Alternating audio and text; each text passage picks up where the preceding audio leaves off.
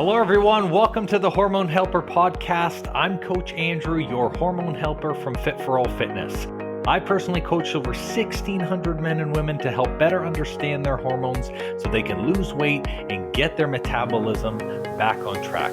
With this podcast, you're going to hear from me and my special guests about everything from metabolism to thyroid to weight loss. And we even talk a little bit of sexy time as we chat to spread more knowledge thick like butter on your hormones. If you're ready to learn, I'm ready to share, so let's do this.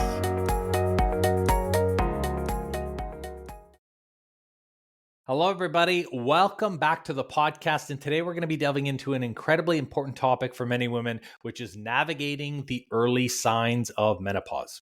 So I realized this after speaking with close to 60 ladies at a local yoga studio. We did a Balanced Hormones Naturally seminar, and I got flooded with questions on menopause. How do I know when I'm becoming menopausal? Where does it start? What can I do about it?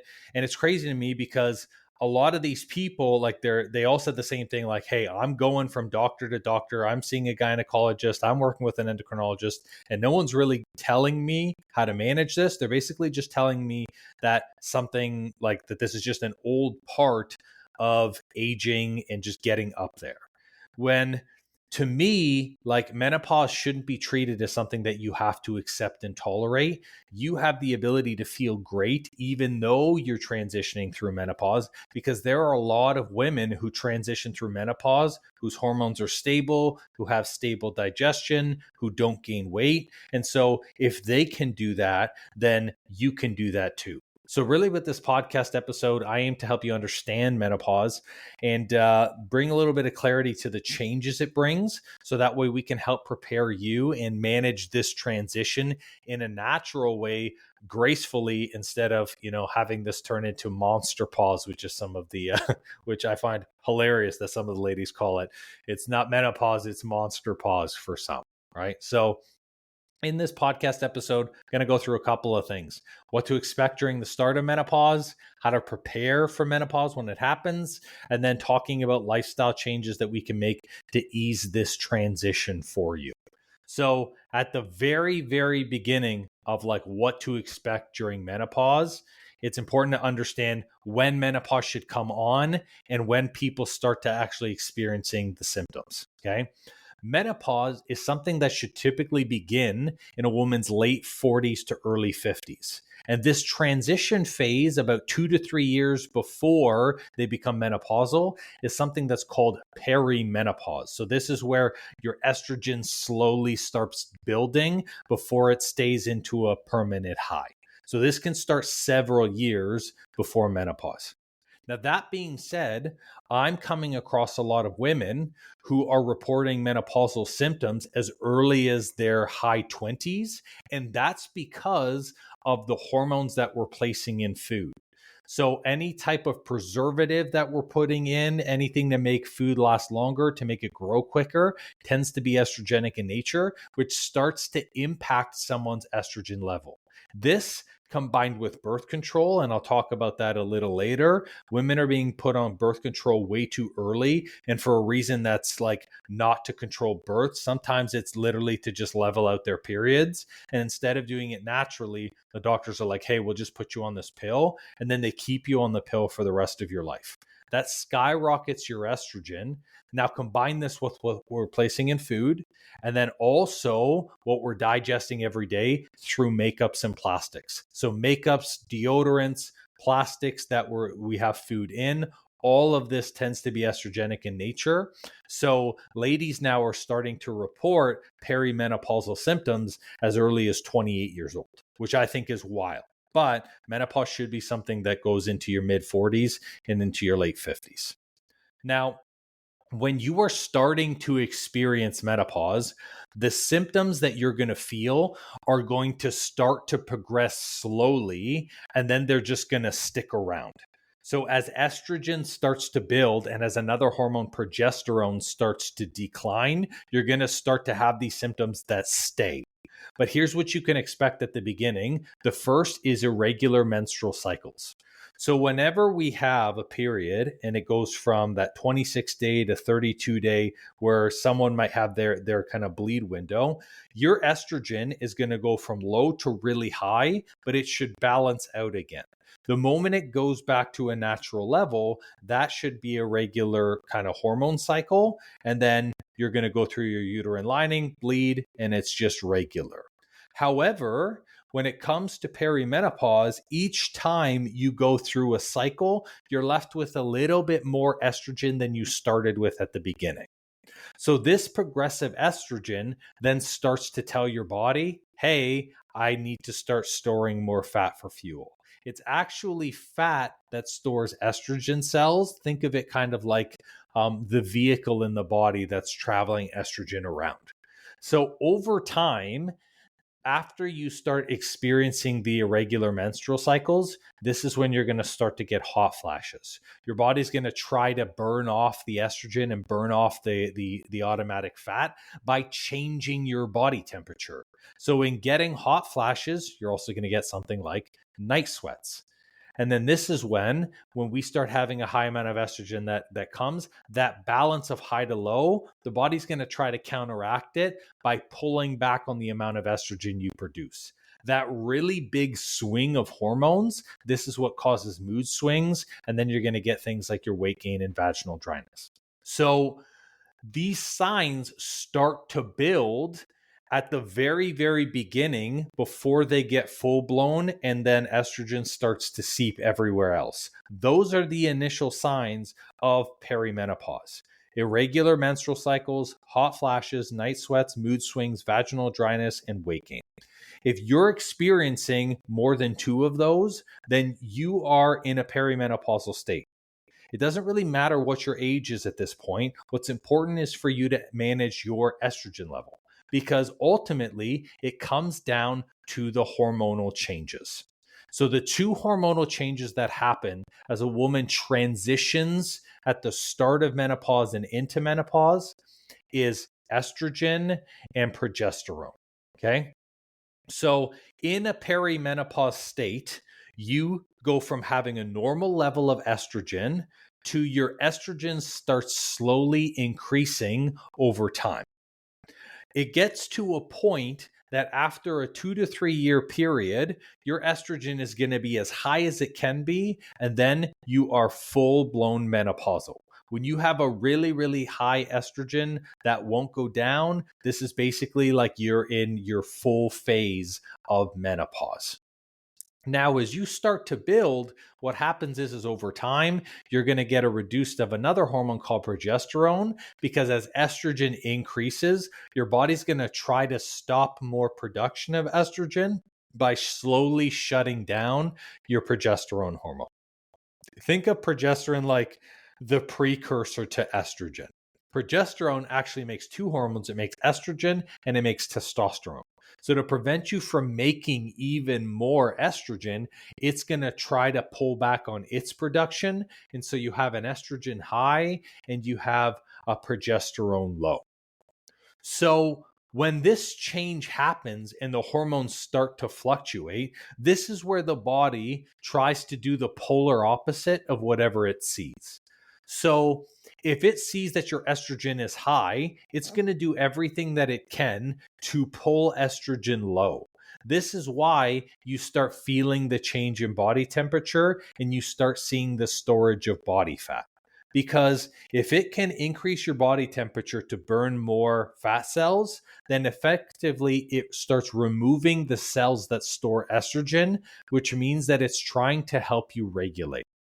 Now, for most women who don't have hormonal imbalance, this estrogen increase isn't that drastic. So maybe through estrogen, a woman might gain anywhere from 3 to 5 pounds. Maybe they get the occasional night sweat like once a week, but it's actually pretty under control and it's pretty manageable. That's what really a menopausal state should feel like. It's not hard on your thyroid. It's not overwhelming. Your energy is good. And your body just has that kind of slight incline. And then once you come out of menopause, it'll have that decline that comes back. Where the issue is, and where I'm coming across a lot of women, is they're not preparing themselves for the transition of menopause, and they're on a lot of things, or they're doing a lot of things with their routine to cause estrogen to increase even more. So this is where women will be on birth control for a really long time, where women will be put on thyroid medications because of fatigue, and that starts to increase their level of estrogen because thyroid medications tend to be estrogenic. And then you start to see now the increase in body fat. You start to see the physical change of someone's digestion. And digestion is also related to a perimenopausal and menopausal state. If someone is at a point where they never had food triggers before, and then all of the sudden they're starting to have digestive issues randomly out of nowhere, then this is an indication that now estrogen is so high that it's made its way into the gut. So the fluctuation of hormones is really what causes a lot of the menopausal symptoms. It's the fluctuation from going from low to high and from high to low that make you feel the changes. If someone has a steady hormone panel and even going through something like their regular cycle, the little bit of an increase, like a 2 to 3%, it's not going to be enough for your body to get a symptom or to feel something. So this is how some women, if their hormone levels are stable through the increase of their cycles, then it doesn't really affect them because they're not getting this permanent high in which the body's going to try to create. Now, in terms of how to prepare for when menopause happens, this is something in which I want to really break down, the involvement of a doctor, because I think that it's important to, of course, have your doctor involved, but also you being able to take care and be aware for yourself. Understand something. Doctors are not your enemy. They are here to help you, and they're here to make sure, of course, that you age in a way that's healthy for you. That being said, most medical systems are there to prescribe. The entire point of a doctor from a medical practice is medicine. Medicine is going to be some type of a medication. So most doctors cannot do anything for you if medically there's nothing wrong with you. So this is where they're going to tell you something like, oh, menopause is just a natural part of life. We checked your thyroid, we checked your estrogen, and it's not really in a range where we can do anything. And that's because medically it's normal for these levels to increase and for these levels to change. It's also important to understand that doctors have certain guidelines where they have blood work that's from age 16 to age 75. So if your hormones fall within that range, then medically there's really nothing that they can do for you. Now, let's say there is something in your range is out of normal. This is where they will then use medicine to bring your ranges back into norm. This is where they're going to use thyroid medication. It's where they're going to use birth control. And what they don't know enough about is nutrition, because they're not trained on nutrition. And they also don't know enough about how we can get these levels lowered naturally without taking the medication. The reality is they don't have the time to teach you that stuff because they see like 200 people a day. And they also were not taught a way to do it without medicine. So it is important to involve your doctor, but I would involve the doctor when it comes to blood work, like getting your hormones tested, because sometimes you might feel decent, but your hormone panel might show something completely different. So when you're going to get your hormones checked, going to a doctor and getting just regular blood work first is like always the first step. Get your estrogen checked, get your thyroid checked. So this is going to be your T3 and your T4. Get your progesterone checked, and then get your TSH, which is your thyroid stimulating hormone. Typically, the only one that's not on a standard blood panel will be T3 and T4. And this is hormones that your thyroid makes, just to see how your body's performing. If your body is in a really, really high hormonal state, even if it's in line, always think about the range of 16 years old to 75 years old. Anything that's on the low end of that range puts you at a younger range, and anything that's on the higher end of that range puts you at an older age. So if you're mid 40s and you've got the hormones of a 75-year-old, this is where you need to start taking action for yourself, because you might be in line with your blood work, but even if you're in the high range, that's not for your age. That's for someone who's a lot older. So you should start immediately working on it. So blood work is always a recommended. Now, if you get something and something is really high, you can also go and pick a Dutch test, because a Dutch test, and that's DUTCH, a Dutch test will also show you how your hormones are converting through the day. So where a typical blood panel will just show you your hormones for that day, a Dutch test will show you how you're creating hormones over multiple days. I recommend it the bare minimum blood work, but if you're someone who likes to be thorough like I am, you can go to Dutch test and just go to Dutch.com, pick up a full panel blood work, and then invest that. Okay. Now, once you have that blood work, this is where you need to decide one of two things. Do I want the route of medication? Some people need medication. Okay. And for those who need medication, who have severe hormonal deficiencies, who have thyroid issues like hypothyroidism, all of that, sure, you will need medication. But for those of you who you don't, and your hormones are just in a bad spot, this is where you need to ask yourself, do I want medication, or do I want to do this in a natural way? If you want to do this in a natural way, this is where you're going to have to start looking at food. You're going to have to start looking at micronutrients and changing lifestyle, as opposed to doing something like hormone replacement therapy. One of the biggest things that I have, like a kind of like a, I don't want to say frustration, but I have a disappointment with in the industry, is there are a lot of women being pushed on hormone replacement therapy to help with their menopause. And although it can ease symptoms, it can make hot flashes better, it can help control the night sweats, it can help regulate your cycle. Hormone replacement therapy is not a long-term or permanent solution. And that's because of two things. One, your body will get used to the medication, which means that it will stop working. And two, you're going to have to continue to take higher and higher doses, and those doses come with more side effects. The majority of the women that I work with who hop on hormone replacement therapy and then get off it absolutely blow up in weight. And we're not talking 10 or 15 pounds. We're talking 30 to 40 pounds for every year that they're on hormone replacement therapy. And that's because your body is chemically holding back estrogen, but it's building in the background. It's kind of like a dam, right? Nobody sees anything on one side of the dam, but on the opposite side of the dam, you have this huge flood and wall of estrogen that's just ready to break free. And once you stop it, guess what? This is where all the estrogen comes up and you start to have huge issues.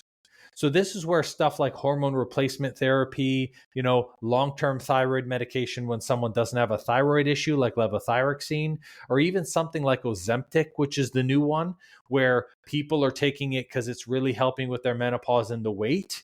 The moment you stop it, all of the weight floods back on. So hormone replacement therapy should only be for someone who has a medical issue. Like if you have had thyroid cancer and your thyroid's taken out, you need to have a medication for thyroid, okay? Or if you have someone who's PCOS and their ovaries are not functioning properly, or PMDD, then you need to go on medication to help alleviate and correct your hormones. Otherwise, hormone replacement therapy is not a good long-term solution because it doesn't address the problem, which is the hormonal imbalance. This is where we need to change the lifestyle, and it really comes down to changing headspace around this. It's really, really important that you understand you don't have to be afraid of menopause. Menopause, it's a natural process. It's completely normal. It's not something that you have to struggle through. It's not something that has to be overwhelming. It's about building building a team around you to make this really simple. So to start, you're having a GP that does blood work. That's the first thing. Second thing, maybe you're working with a coach. We have tons of people who we help through through natural remedies and through food, in which we help them balance their hormones naturally through food, and we do that through both our Vantage program and our Hormone Reboot program. And that's because they want something that's sustainable long term in terms of nutrition that's going to be really, really stable. Now, outside of that, it might even be working with a naturopath if you're someone that has a lot of adrenal fatigue, to make sure that you're understanding where your hormones are at. And then this is, something that you go, okay, what do I need to tackle on my own? And what do I need to talk about with someone in my corner so they can be more consistent? More consistent in terms of what we need to change, more consistent with how we need to adjust the hormones, because there's a lot of moving pieces when it comes to menopause. It's not just estrogen and progesterone. And this is the big thing. Preparing for menopause is also about preparing for the entirety of the change. You'll have your perimenopause where the hormones build into high. You'll have menopause in which the hormones stay high. And then you'll have postmenopausal in which your hormones will drop significantly. Basically, your estrogen will go to like 5 or 6% of what the total was. Through each step, you're going to have to do something different. Food will look different to bring estrogen to a stable level. During menopause, food will look different to start flushing out and getting rid of the estrogen high. And during postmenopause, food will look different, because then you're going to start putting foods into your routine that actually help keep estrogen and help build estrogen in your body. Now, just like food will look different, your lifestyle is going to look totally different. So what I mean by that is sleep is so important to manage during perimenopause and menopause, because we need full sleep cycles and deep sleep in order for us to flush out excess estrogen. Otherwise, if we're not using that estrogen when we're sleeping, then the body's going to keep that estrogen high and built. Versus if you're someone who transitions into postmenopause, sleep matters, but it's probably like 30% of the process. And even something like your workouts. Your workouts at the very beginning, when you hit into a perimenopausal state, overtraining, like exercising 4 or 5 times a week, might actually be the thing that's causing more estrogen to come up. So it might be winding down your level of activity during perimenopause, increasing your activity during menopause, and then keeping muscle strength and conditioning after menopause. Things will change. So making sure that you have someone in your corner to make those adjustments, that's really important. And that's like one of the biggest things that we focus on with the Vantage program, is like showing you, okay, during each stage, here's how we're going to be changing the food. But the most importantly, here's how you're going to feel. So when that starts to come up, you're already proactive about it and you can already make the adjustments. Now, in terms of the adjustments, this is where we're going to go into like the lifestyle changes, because there's a lot of stuff that you can do right now to ease this transition. So first one, I want to talk about nutrition. A big, big piece of estrogen is like, there's really two things. Like estrogen and progesterone change, which is going to change your bone density. It's going to change your muscle density. And it's also going to change the way that you're absorbing nutrients. So for most women, one of the things that they complain about is like chronic inflammation, like stiff shoulders, stiff joints, stiff neck, low back hurts. And from a nutrition perspective, like you want to start early with incorporating calcium rich foods to support your bone health, and like things with dairy, leafy green vegetables, because The calcium that we're intaking, we also want to make sure that these bones aren't getting porous and they're being in a way that's like super stable. Now, outside of getting calcium rich foods, I'm also recommending that people intake what's called phytoestrogens. So, phytoestrogen based foods are foods that have a very weak estrogen, but they almost take the place of an estrogen. So, what I mean by that is like when we implement foods like flaxseed, chickpeas, lentils, they mimic estrogen, so the body does not create more of it. So if the body does like a reading and it's looking around, it thinks that it has more estrogen than it actually does with these foods. And so if you don't produce as much estrogen, you're not going to get this huge estrogen high. So during perimenopause and menopausal state, it's really important to not only have, that calcium-based food for your bones, but also the phytoestrogen-based foods, which is basically going to be nuts, seeds, lentils, a lot of cruciferous vegetables, so dark leafy green vegetables. They're going to have those phytoestrogens that you need. Now, in terms of an amount, you need to be having a minimum of 2 portions a day of these things. So from a phytoestrogen, you're looking at a 1/4 cup to a 1/3 cup. And then from your calcium-based foods, if your calcium's coming from meat, which it can come from meat, like 4 ounce portions is really important. Or if it's coming from vegetables, you need 2 full servings. Either way, that needs to be something that you're doing daily. You have to maintain this balance daily. Otherwise, your body's just not going to have enough, and then that estrogen's going to start to build.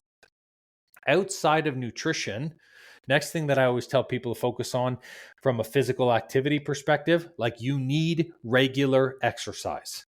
Strength training and conditioning is huge because it helps manage your weight by burning off that extra estrogen. It helps boost your mood by increasing hormones called dopamine and serotonin. And it improves your sleep because it changes the way that your body uses melatonin.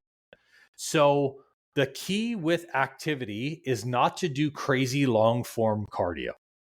When people do these runs that last an hour and they're doing them 5 days a week, when they're trying to just do more long distance cardio, they actually start triggering the stress hormone cortisol, and that actually talks to estrogen to increase. So for someone who's perimenopausal or who's in menopause, long form cardio actually is really bad for you. And by that, like, if your hormones aren't stable, it's going to cause your estrogen to increase. What you need to be doing is half an hour to 35 minutes, 3 times a week of strength training. Push your body to the limit, lift heavier dumbbells, focus on tearing lean tissue so it builds back and it builds stronger. And here's why. Lean muscle tissue not only burns more calories at rest, but it also creates more receptors to help deal with estrogen by improving testosterone. So the more testosterone we have, the lower our estrogen will be because they fight between each other. So we're not only using the muscle to burn the fat cell, which helps shrink the amount of estrogen that we can store, we're using the muscle to help combat the hormone estrogen. So then we can continue to keep that level at a really stable basis. When it comes to the strength training, doesn't matter what you're doing. Don't worry if CrossFit, Tabata, all these things. Just traditional strength training will do. The 3 times a week, make them full body days so you're getting every single muscle group, and push yourself to the limit. That's the big thing that you need. Okay.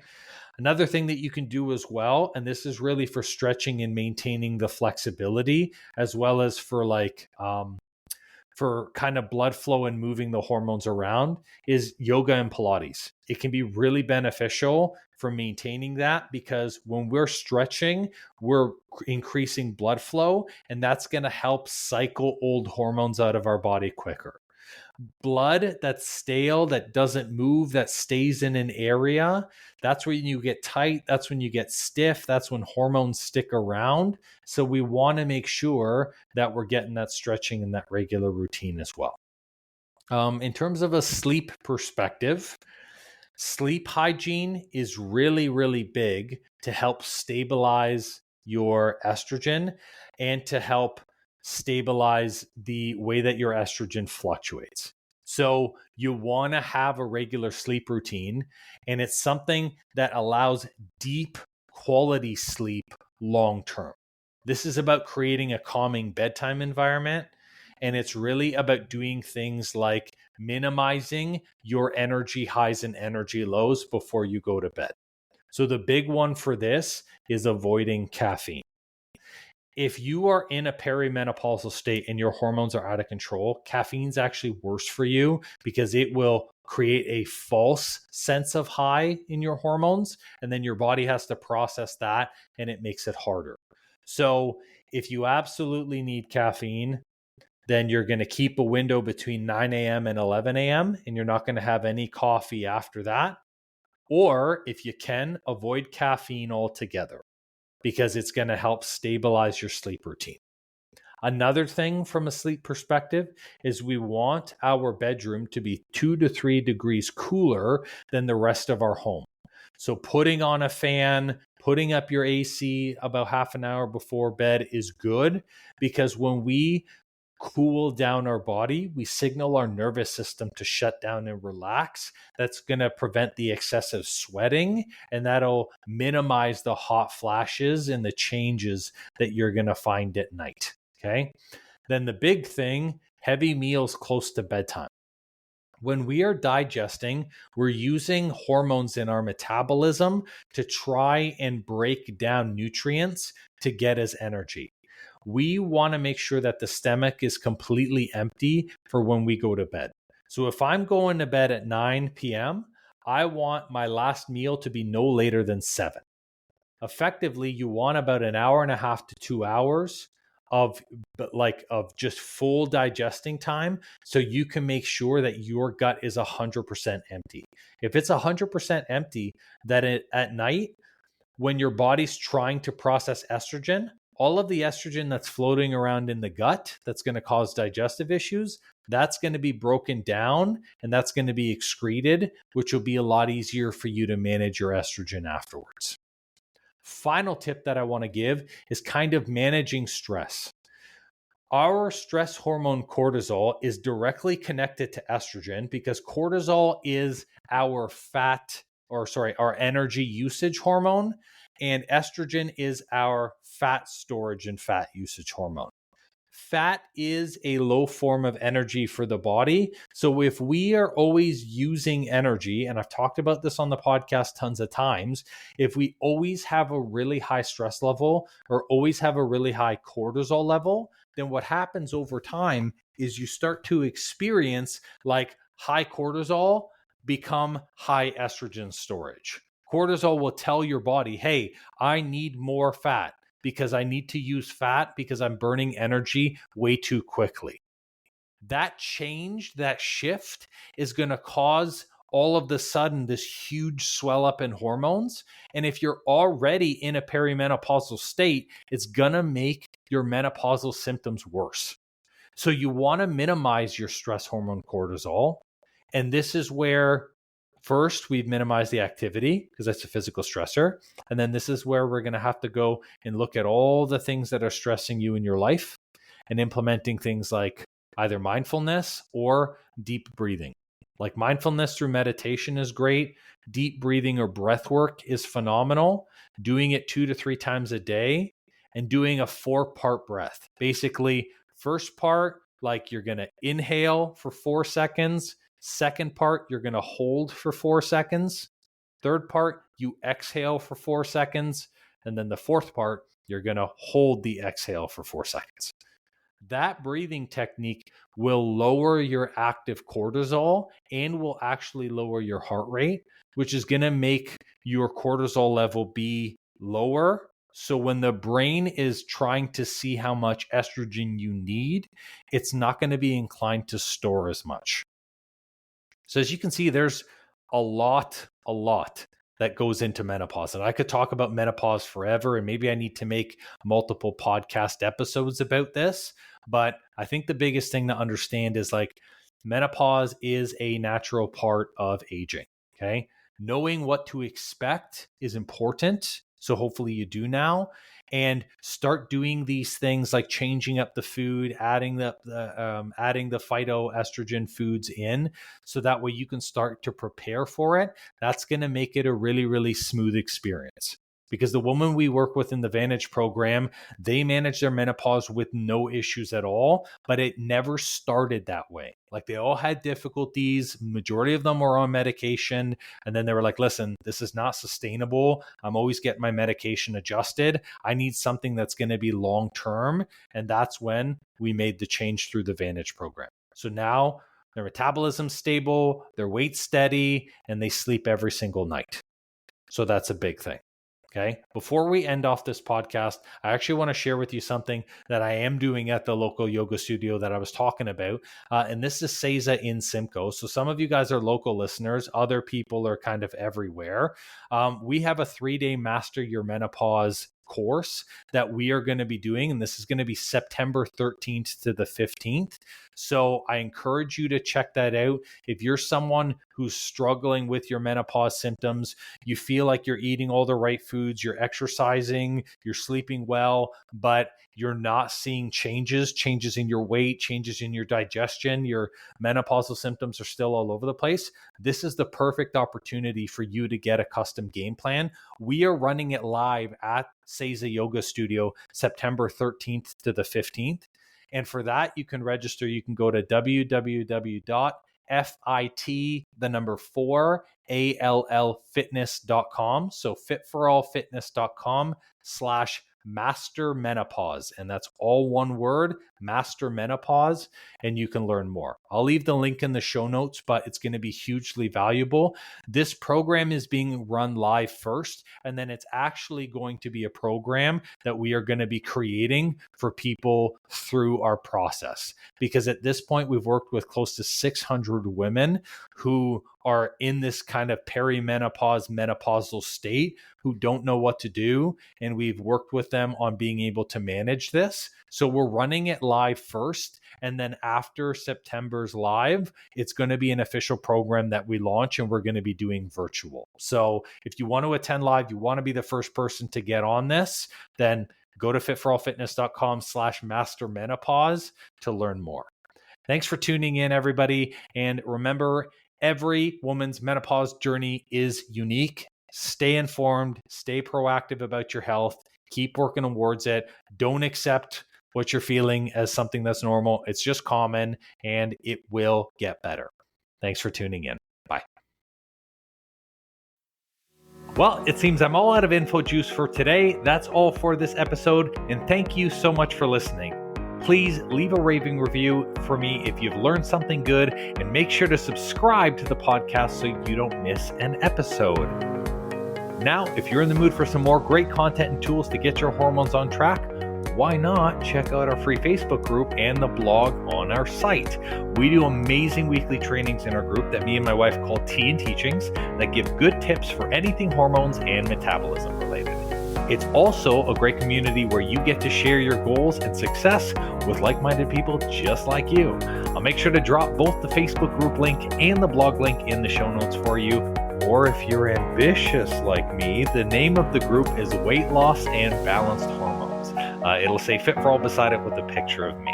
So come and join us and have more fun.